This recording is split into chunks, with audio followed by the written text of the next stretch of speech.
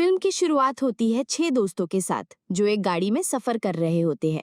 अचानक कार का टायर बीच सड़क में फट जाता है। गाड़ी तेजी से एक ओर घूमती है और एक लड़की का सिर जोर से टकरा जाता है।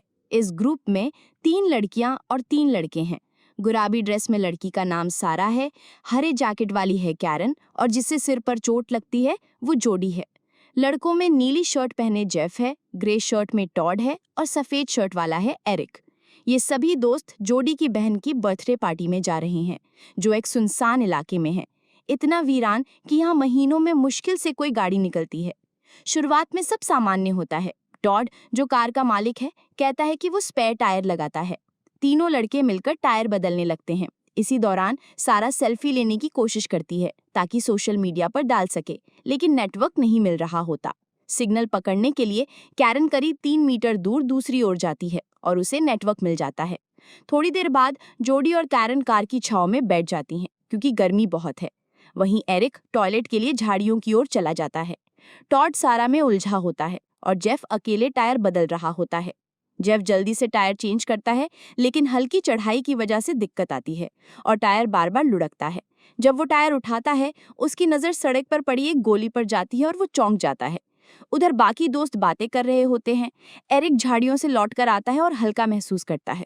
टॉड की नज़र तब कार के दूर लुढ़कते टायर पर पड़ती है और वो दौड़कर उसके पीछे भागता है।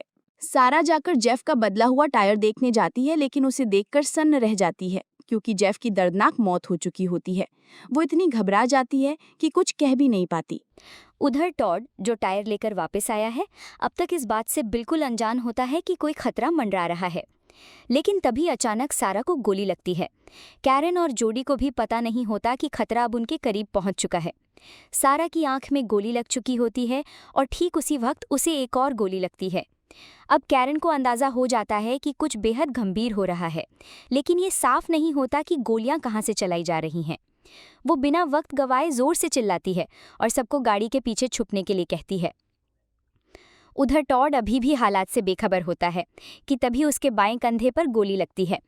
एरिक को गाड़ी तक आने का मौका ही नहीं मिलता और वो पास ही एक पेड़ के पीछे जाके छुप जाता है। गोलियों की बौछार लगातार हो रही थी और फिलहाल वो सिर्फ कार के पीछे जाकर ही बच सकते थे।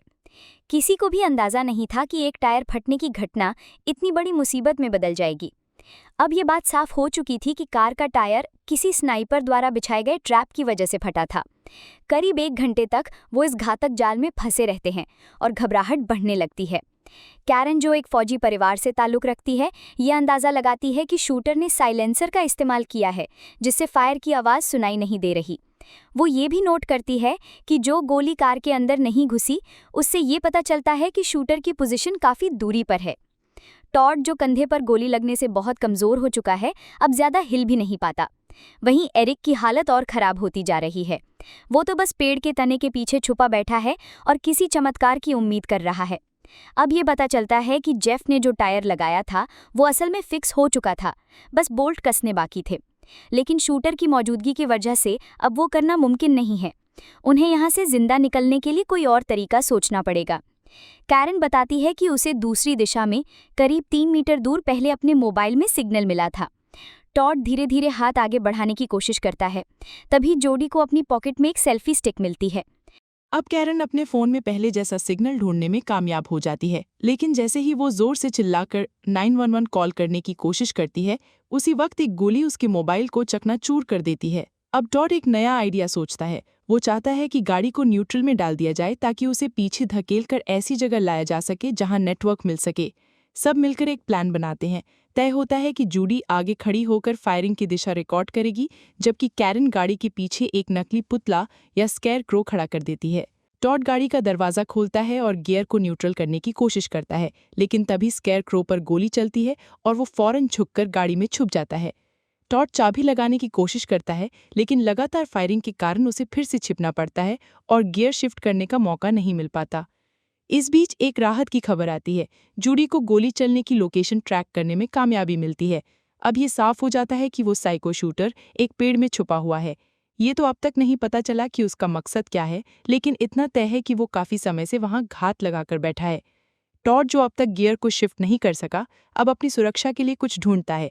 गाड़ी के पीछे उसे अपना टूल बॉक्स नजर आता है और वो उसे लेने में सफल हो जाता है। वो लोहे का ढक्कन निकालकर उसे अपने हाथ पर शील्ड की तरह इस्तेमाल करता है। उधर एरिक अब पूरी तरह टूट चुका होता है और अपने दोस्तों के किसी भी प्लान से बिल्कुल अनजान होता है। इसके बाद टॉड, जिसने अब शील्ड तैयार कर ली है, जूडी और कैरन से कहता है कि वो रेडी रहें। फिर वो तेजी से गाड़ी में बैठता है और आखिरकार गियर को न्यूट्रल करने में सफल हो जाता है, लेकिन उसी पल उसके हाथ में गोली लग जाती है। अब गाड़ी बिना रुके तेजी से नीचे की ओर लुढ़कने लगती है। कैरन और जूडी पूरी कोशिश करती हैं कि किसी तरह गाड़ी को थाम लें, लेकिन जूडी का बैलेंस बिगड़ जाता है और वो दूर गिर जाती है। अब गाड़ी उस टायर पर जा रही होती है जिसमें बोल्ट कसने बाकी थे। जिस टायर पर बोल्ट नहीं लगाए गए थे, शूटर की गोली उसी पर लगती है, जिससे गाड़ी अचानक रुक जाती है। उसी वक्त कैरन समझ जाती है कि ये जूडी के भागने का एकमात्र मौका है, क्योंकि शूटर अपनी राइफल में दोबारा गोलियां भर रहा होता है। इसी बीच एरिक भी अपनी जगह से भागने की कोशिश करता है, लेकिन उसे 2 गोलियां लगती हैं, दोनों टांगों में। अब वो कहीं भी नहीं जा सकता। शूटर उसे वहीं छोड़ देता है ताकि वो खून बहने से तड़प तड़प कर मरे। 1 घंटा बीत चुका होता है। टॉड को गाड़ी की सीट पर एक पानी की बोतल नजर आती है। सब प्यास से बेहाल होते हैं। जैसे तैसे वो उस पानी को एक दूसरे के बीच बांटने की कोशिश करते हैं। फिर कैरन वो बोतल एरिक की ओर फेंकती है। एरिक जैसे ही पानी पीने की कोशिश करता है, शूटर फिर से गोली चलाता है और एरिक के हाथ में लगती है। अब एरिक और ज्यादा तकलीफ में आ जाता है। दूसरी ओर वो साइको शूटर आराम से बैठा होता है, खुद पानी पी रहा होता है, खाना खा रहा होता है और दूसरों को तड़पते देख रहा होता है। इसी दौरान टॉड देखता है कि एक कौवा उसकी गर्लफ्रेंड सारा की लाश नोच रहा है। वो ये मंजर बर्दाश्त नहीं कर पाता। वो फैसला करता है कि सारा के पास जाकर उसका आखिरी बार हाथ थामेगा। सारा की लाश सड़क के बीच पड़ी होती है। हैरत की बात यह होती है कि शूटर टॉड को गोली नहीं मारता। उसे अपनी मरी हुई गर्लफ्रेंड को आखिरी बार चूमने और उसका हाथ पकड़ने का मौका मिल जाता है। उधर एरिक, जो अब तक मरने के करीब होता है, देखता है कि एक भेड़िया उसकी ओर बढ़ रहा है। वो जानता है कि अब उसका अंत तय है और शायद उसी पल वो खुद हार मान लेता है। टॉड, जो अब खुले में खड़ा होता है, दूर से एक आती हुई गाड़ी देखता है। उसे समझ आ जाता है कि ये शायद आखिरी मौका है बचने का, लेकिन तभी उसे गोली लगती है। ये देखकर भेड़िया डर के मारे वहां से भाग जाता है। टॉड अब और कुछ नहीं कर सकता और आखिरकार अपनी गर्लफ्रेंड की लाश के पास दम तोड़ देता है। दूसरी तरफ वो गाड़ी जिस पर टॉड की नज़र थी, अब पास आ चुकी होती है। ड्राइवर को सड़क पर पड़ी लाशें दिखाई देती हैं, लेकिन इससे पहले कि वो कुछ समझे, उसके हाथ में गोली लगती है और खून की छींटें गाड़ी के अंदर बिखर जाती हैं। हालात और भी बेकाबू हो जाते हैं जब सामने से आ रही गाड़ी का स्टीयरिंग फेल हो जाता है और वो टॉड की गाड़ी से टकरा जाती है। इस टक्कर से कैरन और जूडी की आखिरी उम्मीद भी चकनाचूर हो जाती है। ड्राइविंग सीट पर बैठी महिला होश में आने लगती है, लेकिन कुछ ही सेकंड में शूटर के कई गोलियों का शिकार बन जाती है। अब एक आदमी नजर आता है जो अपनी बेटी को बचाने की कोशिश करता है। कैरन और जूडी जोर से चिल्लाकर उसे गाड़ी के पीछे छिपने को कहती हैं। कैरन उसे ये भी बताती है कि वहीं पहले सिग्नल मिले थे, इसलिए वो 911 पर कॉल करने की कोशिश करे। शूटर उस आदमी की सही लोकेशन नहीं पकड़ पाता, इसलिए वो सीधे गाड़ी के फ्यूल टैंक पर गोलियां बरसाना शुरू कर देता है। टैंक लीक हो जाता है और आखिर में पूरी कार में धमाका हो जाता है। वो आदमी जलकर मर जाता है। सड़क के दूसरी तरफ उसकी बेटी अब भी जिंदा होती है, लेकिन जख्मों से लथपथ। जैसे ही वो खड़ी होती है, शूटर उसे सीधे सिर में गोली मार देता है। कैरन और जूडी के सामने कुछ ही मिनटों में इतने लोग मारे जाते हैं कि उनका हौसला बुरी तरह टूटने लगता है। उन्हें समझ नहीं आता कि आखिर इस वहशी से कैसे बचा जाए। अब उन्हें साफ लगने लगता है कि यहाँ से कोई और गाड़ी शायद ही गुजरे। कैरन फैसला करती है कि अब सिर्फ रात में कुछ किया जा सकता है, क्योंकि उसे लगता है रात के वक्त धुएं और अंधेरे में शूटर के लिए सही निशाना लगाना मुश्किल होगा। जैसे ही रात होती है, शूटर अब नाइट विजन से पूरे इलाके की निगरानी करता है, बिना एक पल भी गवाए। कैरन अब एक कटर उठाती है और गाड़ी की सीटों को काटने का प्लान बनाती है। वहीं जूडी को गाड़ी के पीछे से एक पेट्रोल की बोतल, कुछ कपड़ों वाला बैग और एक ड्रिंक बॉक्स मिल जाता है। खुशकिस्मती से उस बॉक्स में अब भी 2 ड्रिंक बाकी होती हैं, जिन्हें वो तुरंत पी जाती है। इसके बाद जूडी बैग से टी-शर्ट्स निकालकर उन्हें इमरजेंसी मास्क की तरह तैयार करती है। बिना टाइम गवाए वो गाड़ी की सीट पर पेट्रोल डाल देती है और कैरन एक लाइटर से अखबार में आग लगा देती है और कार के अंदर फेंक देती है। कुछ ही सेकंड में आग भड़क उठती है और चारों तरफ काला धुआं फैलने लगता है। हालांकि धुआं तेज होता है, लेकिन अभी इतना नहीं कि वो दोनों छिपकर भाग सकें। धुएं की वजह से शूटर की नज़र कमज़ोर पड़ जाती है और वो बेचैनी से हरकतें करने लगता है। तभी कैरन की नज़र एक पुलिस कार पर पड़ती है जो दूर से उनकी ओर आती दिखाई देती है। इसका मतलब ये है कि पहले जिस शख्स ने 911 पर कॉल की थी वो ट्रेस हो चुकी है और मदद रास्ते में है। इस पुलिस टीम के साथ 2 स्नाइपर्स भी होते हैं जो शूटर की पोजीशन पर नज़र जमाए हुए हैं। पुलिस जैसे ही वहां पहुंचती है, उन्हें सिचुएशन की गंभीरता का अंदाज़ा हो जाता है और वो फौरन स्टेट पुलिस से और फोर्स भेजने की मांग करते हैं। इसी दौरान एक पुलिस अफसर को गोली लग जाती है। वो ड्राइवर सीट पर होता है और दर्द में बेहोशी के चलते एक्सेलरेटर दबा देता है।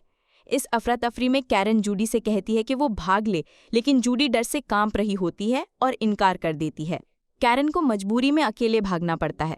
वो जैसे ही धुएं से बाहर निकलती है, शूटर उसे साफ देख लेता है और एक ही गोली में उसका काम तमाम कर देता है। उधर पुलिस के 4 में से 2 अफसर पहले ही गिर चुके होते हैं, अब सिर्फ 2 बचे हैं। इसी वक्त जूडी फैसला लेती है कि अब और इंतजार नहीं किया जा सकता, उसे पुलिस कार तक दौड़ लगानी ही होगी। इसी के साथ एक और टकराव शुरू होता है। पुलिस और उस घातक शूटर के बीच मुठभेड़ शुरू होती है, लेकिन हैरानी की बात यह होती है कि शूटर हर मामले में पुलिस पर भारी पड़ता है और कुछ ही पलों में दोनों बचे हुए अफसर भी गिर जाते हैं। अब जूडी के पास कोई दूसरा रास्ता नहीं होता। वो झट से पुलिस कार अपने काबू में लेती है। उसका इरादा साफ होता है, गाड़ी को उसी पेड़ से टकराना जहां शूटर ने खुद को छिपा रखा है। जूडी तेज रफ्तार में गाड़ी चलाकर ठीक उसी जगह टक्कर मारती है और शूटर जोर से नीचे गिर जाता है। जूडी गाड़ी से निकलती है और एक गिरी हुई राइफल तक पहुंचने की कोशिश करती है। वहीं दूसरी तरफ शूटर एक रस्सी में उलझ चुका होता है और खुद को आज़ाद कराने की नाकाम कोशिश कर रहा होता है। यहाँ पहली बार उसका चेहरा ठीक से दिखाई देता है, एक डरावना और रहस्यमय चेहरा जिससे अब तक हम सभी अनजान थे। वो कुछ नहीं कर पाता, बस पुलिस कार के ऊपर खड़ा हो जाता है, मानो जूडी का इंतजार कर रहा हो। फिल्म इस बिंदु पर भी ये नहीं बताती कि वो असल में कौन है और क्यों ये सब कर रहा है।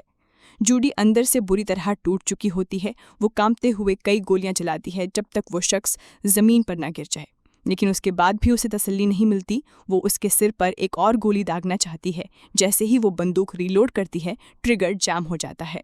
गुस्से में वो उसी बंदूक से शूटर को बार बार मारती है जब तक उसका चेहरा पहचान से बाहर ना हो जाए। फिर उसकी नज़र राइफल पर पड़े कुछ निशानों पर पड़ती है, जैसे ये दर्ज हो कि कितने लोग इस सड़क पर मारे जा चुके हैं। वो एक आखिरी बार शूटर के सिर पर मारने के लिए बंदूक उठाती है, लेकिन तभी ट्रिगर अचानक क्लिक कर जाता है और गोली सीधे जूडी की गर्दन में लगती है। वो ज़मीन पर गिर जाती है और वहीं उसकी कहानी ख़त्म हो जाती है।